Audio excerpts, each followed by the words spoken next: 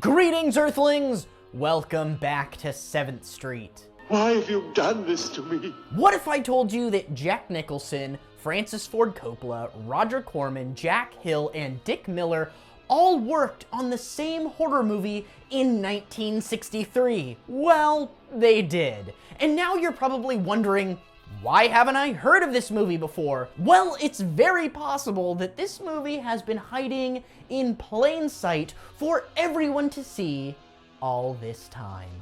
The Terror. What a generic name for a horror movie, The Terror. It's actually quite fitting for a movie that on the surface appears to be very run-of-the-mill. Our story takes place in France in the 18th century. We open with, who else? Our star power for the film, Boris Karloff, as he meanders around an old castle for a minute until he notices some drops of blood on the floor, follows them to a door, opens it, and then...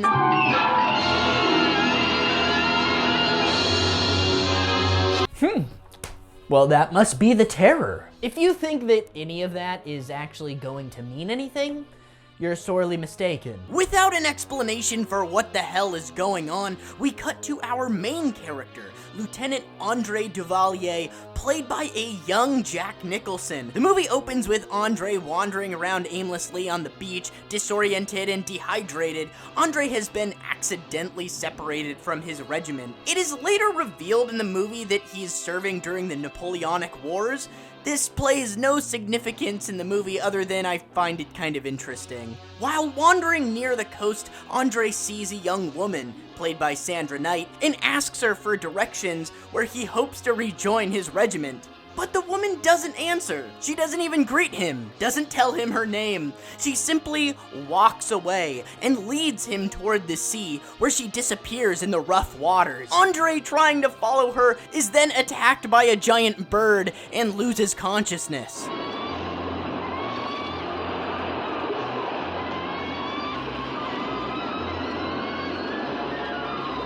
The next day, Andre awakes in a house owned by an old woman who claims that she's never seen the young woman that Andre describes as following into the sea. That night, Andre decides to leave to see if he can find the mysterious woman again. He in fact does, but while following her again, he is led to a patch of quicksand where he nearly dies again. The girl was trying to kill me. Clearly, this woman doesn't want you anywhere near her, Jack. No means no. She knows not what she does. Her will is not her own. You mean she's insane? Possessed. She needs your help. Luckily, Andre is then saved again by the old woman's slave named Gustav. Andre then learns that in order to help the girl that he keeps seeing, he must go to the castle Baron von Lepp. When he arrives, Andre sees the ghostly woman looking out of a window down at him. However, when confronted, Baron von Lepp seems very reluctant to let Andre in. He claims that there's no woman in the castle, but then shows Andre a painting on the wall, which does indeed look an awful lot like her. 1786? But that's 20 years ago. It's incredible. It's the same girl and she hasn't changed a bit. She has been dead for 20 years. With all respect, Baron, for a ghost, she's a very active young woman. You're speaking of the Baroness von Lepp, my wife. I beg your pardon, Baron. I meant no offense. That's right! The ghostly woman is the Baroness who died 20 years ago at the hand of the Baron when he discovered that she was cheating on him. Well, sort of.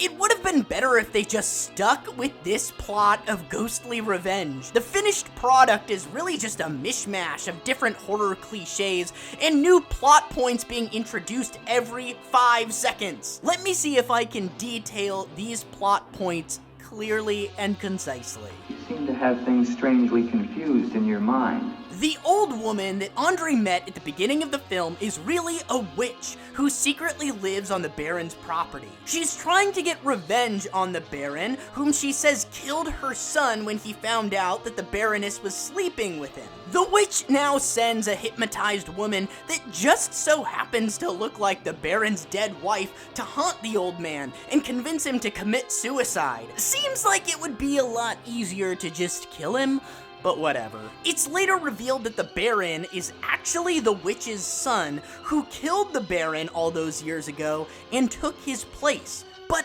for some reason, the witch's son now actually believes that he is the Baron, and then insists that the servant, played by my favorite character actor Dick Miller, was the one who actually killed the witch's son, who is actually the Baron because the witch's son thinks now he is the Baron. So does that mean that the servant killed the Baron and let the witch's son take his place? Why would he do that? And who killed the wife? The servant? The Baron? Or the witch's son, who now thinks that he's the Baron? Does any of this make sense? Yes. At random points, the story just decides that it's sort of written itself into a corner, and it brings in a character to just explain everything away. The best of which is Dick Miller at the end of this film. There's about 5 minutes left. It's in the heat of the climax, and it's up to good old Dick to explain the entire movie that we've just watched up to this point. Don't you see now it was all a lie? The Baron did return that night to find Eric with the Baroness, and he did kill her. But there was a struggle, and in the fight, it was not Eric who died, but the Baron. I killed the Baron. Then Eric is still alive? He took the Baron's place, and for 20 years, no one has known. But he took the Baron's place in mind as well as body. In his mind, he is the Baron von Lepp. The very last scene in this movie is actually my favorite part, and is effectively chilling for what it is. The Baron and the hypnotized woman who thinks that she's the ghost of the Baron wrestle each other as the crypt fills with water. Andre manages to rescue the girl before she perishes in the water with the Baron, and after bringing her to the surface, he kisses the girl, and then this happens.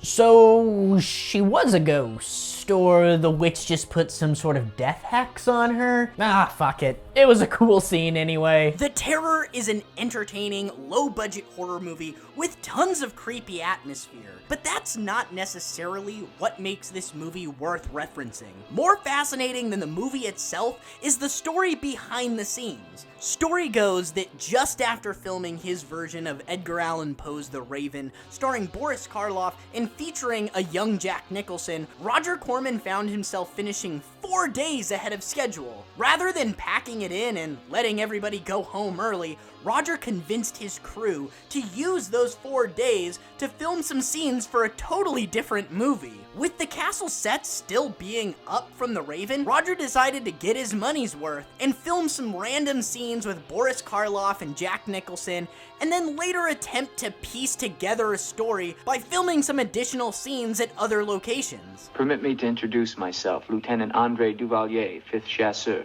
Baron Victor Frederick von Lepp. I suggest you will find better shelter at the Village Inn. Thank you, Baron. But I've had my fill of village inns. Surely you wouldn't want to inconvenience a French officer. What's amazing to me is that he was able to get Boris Karloff to agree to this. As an established legend in the industry, I have a hard time wrapping my brain around convincing the man to just stick around and film some random stuff that he wasn't even prepared for. On the other hand, it's really easy to see why Jack Nicholson agreed to do this. He was a young, struggling actor at the time, and was originally hired as a supporting character in The Raven. Now he was the star of a film playing opposite Boris Karloff. You evade very cleverly, Baron. Can you also explain the violin music and the girl in the chapel last night? You saw her again. So you admit there's a girl? Ilsa. Ilsa, is that her name? Answer me, Baron. Please, please, leave me in peace. If I leave you now, Baron, I will come back with a company of my men and I will tear this place down around your ears until I find her. Is that clear?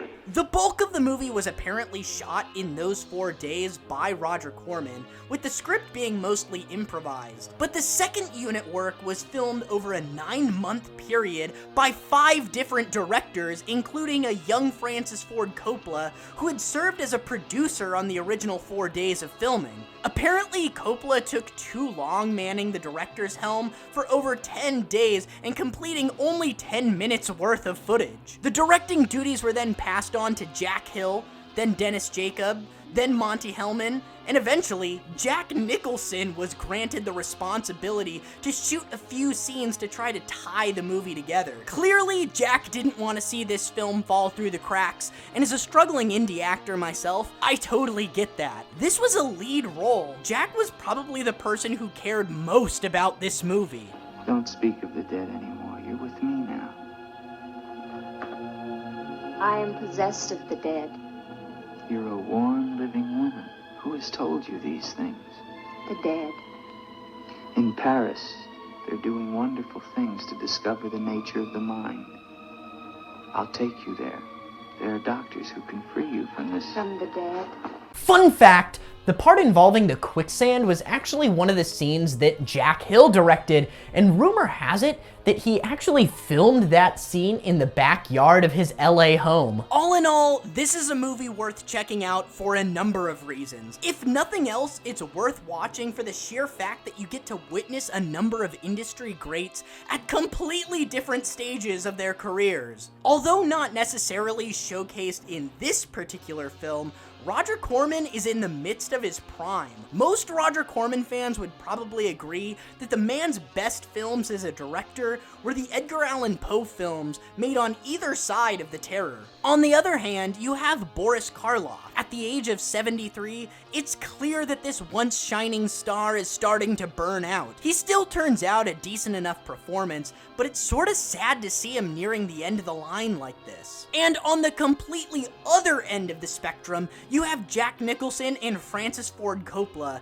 young, fresh-faced, and just learning the ropes of the film industry. It's funny, just by watching this film alone, you'd never guess that the leading male and the assistant director would go on to be megastars in the industry. It just goes to show that artists don't just fall out of the damn sky. Talent and skill isn't something you're born with, it's something that's crafted over time. Coppola didn't just come out of the gate with a film like Apocalypse Now, and Jack Nicholson didn't come out of the gate being able to deliver terrific performances like he did in The Shining. It's a lot of work to get to that point, and oftentimes a lot of mediocre work. Just like any career, you gotta put in your dues, and that's what Jack Nicholson and Francis Ford Coppola are doing here. It's pretty incredible to think that this little public domain film from the early 60s was pivotal to the development of two Hollywood greats. That at least was not a lie. Lieutenant, please, don't involve yourself in these dead matters. There is nothing here but an old man and his decaying memories. I beg of you, leave him in peace.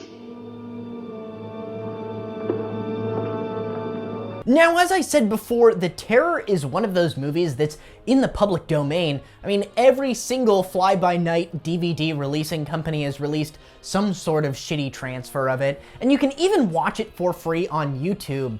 The movie only runs about 80 minutes. It's really low risk, high reward. I definitely recommend checking out The Terror. For sure has carved out itself a nice little piece in horror movie history. Come on, guys. Reference this film. You think I'm mad, don't you? Right now, Baron, I'm not sure just what I think.